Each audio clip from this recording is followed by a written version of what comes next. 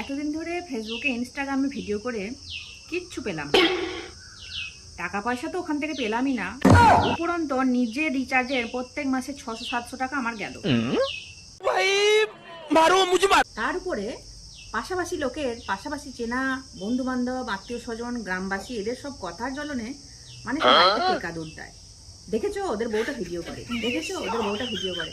আরে বাবা, কি দেখার আছে? সবাই তো দেখতে পাচ্ছে। আমি সোশ্যাল মিডিয়ায় ভিডিও করছি মানে সেগুলো পাবলিক আছে, সবাই দেখতে পাচ্ছে। আমি কি কোনো নোংরা ভিডিও করি যে দেখেছে বলে আমার খুব অসুবিধা হয়ে যাবে?